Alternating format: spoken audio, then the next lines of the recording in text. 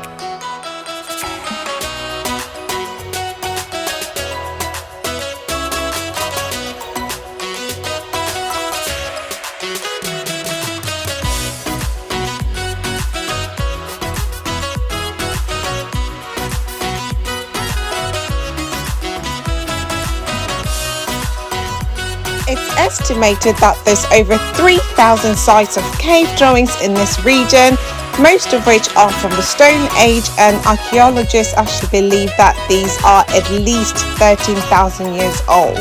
The bushmen used to live here. Today they are known as the San. Initially they used to live in harmony with the Khoi-khoi, which meant men of man. So the San were hunter-gatherers and the Khoi were cattle herders. It is alleged that the name San was given to the Bushmen by the Khoi. So the San used to steal some of the cattle from the Khoi, and the word for thief in the Khoi language was actually San. So they became known as the Khoisan. Just arrived at the caves, but then it's quite late now because we just drove around just to see the animals and everything, and we left late anyway. So we've just arrived and I've just had a look around, and I'll show you all the cave drawings that we've seen. Obviously it's better when you have natural light, but it's a bit dark now. But we still managed to see quite a few. Hopefully I can explain some of the history as well.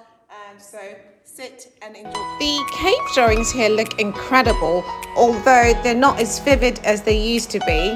This is all due to weather elements, you know, due to the sun, the wind, the rain, and that's why it's really important for us to visit these places and actually document them. I'm fascinated by the type of paint that they used here. I'm sure during that time the paint was actually quite vivid, but we can still see how, you know, it looks regardless of all the years that have gone past and all the elements that it's been through.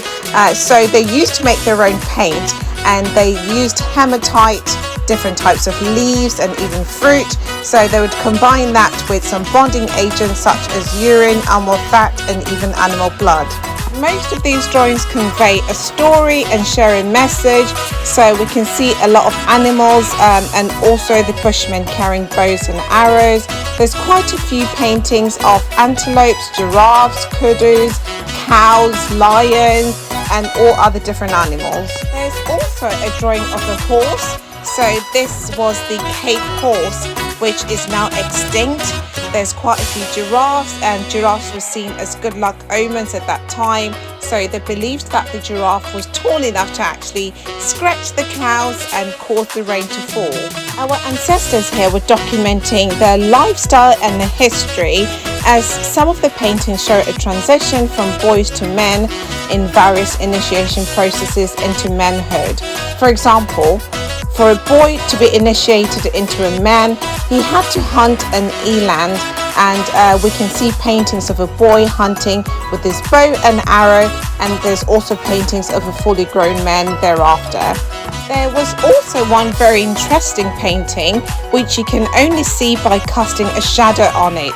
So the colour of this one is different from the rest because it's actually darker than the rest, and it's a painting of a woman. So actually it's not visible until you actually cast a shadow on it, then you can actually see it clearly.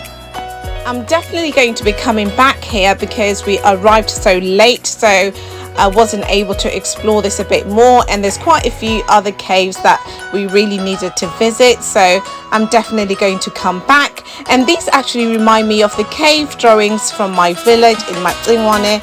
So if you haven't seen that video, please have a look in the description box. I'm going to put a link to it because the ones that we saw in Missdivalicious were really quite vivid.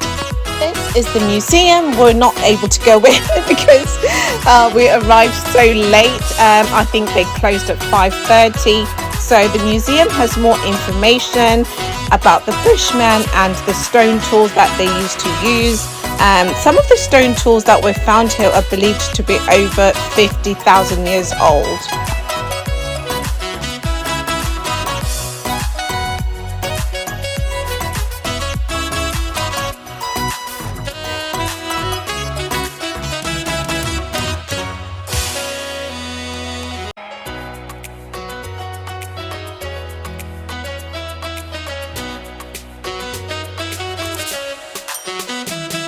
It's getting dark and we're heading back to Bulawayo.